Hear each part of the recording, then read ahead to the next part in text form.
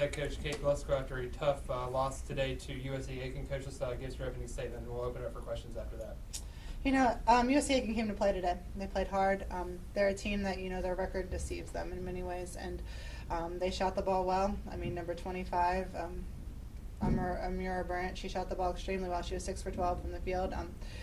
And, that was kind of the story of our game. We didn't get defensive stops when we needed to, and, I think our defense dictated a lot where we couldn't get our flow going offensively at times.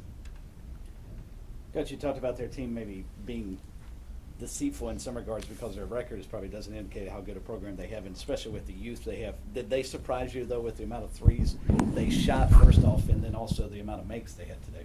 USC can shoot the ball well. If you look at them and all their players, they're very good shooters. We told our kids on the scouting trip they can shoot the ball. Definitely, you don't expect someone to go, 7 for 13 from the field, but at the same time, you have to respect the fact that she is an excellent shooter. And we knew that going into the game, if we gave her some open looks, that she would knock them down. And she definitely did that for them tonight. Was Aiken any more? I'm assuming I know you played them before. I'm sure you watched some tape. Were they any more creative than usual? Were they doing anything different to get her open? Because they were certainly working to get her free looks at the basket. They definitely were, but I think, when it boils down to it, I think it was our fault most of the time.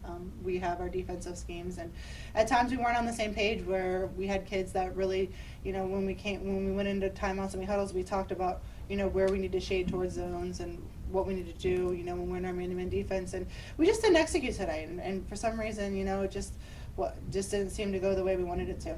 How frustrating is it for you and just your team? I guess you've had 2 winnable games here now at home, and you just haven't been able to get them. And you really had a chance to put some distance between yourself and the rest of the division. Just how frustrating is that?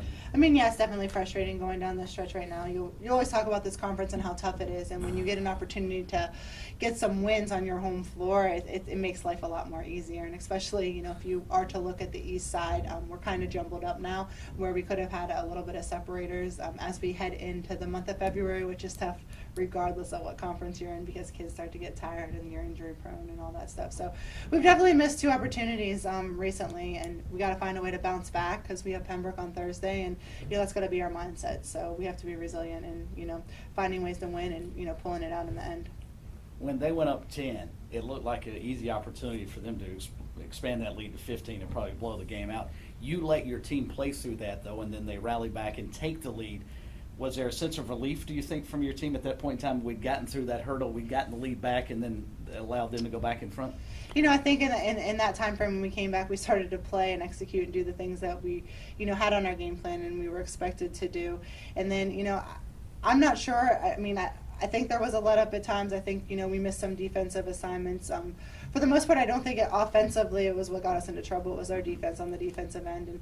And, not finishing plays off and playing for 30 seconds hurt us. And, I think there was maybe a sense of relief from them where they didn't buckle down and guard and get a few stops towards the end that could have really, changed the game in many ways. Touch on the play of Dee Gray today, 19-12. Really, really good effort from her. Mm-hmm.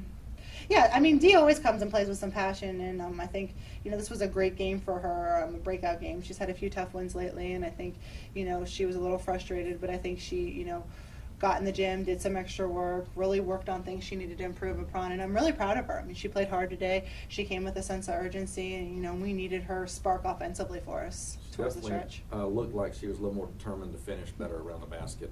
Is that something you guys had talked about? Oh, yeah, we talk about that all the time, finishing, and layups are a big part of what we do every day in practice, because we feel as though if you can execute and capitalize on your layups, it makes your life a lot easier. And we always talk about our inside-out game. If we can get the ball inside, let's focus on that, get the ball inside, and let's not rely on the outside shot. Good things will happen for us because it'll open up the perimeter and make our guards' lives a lot easier when you pound it inside.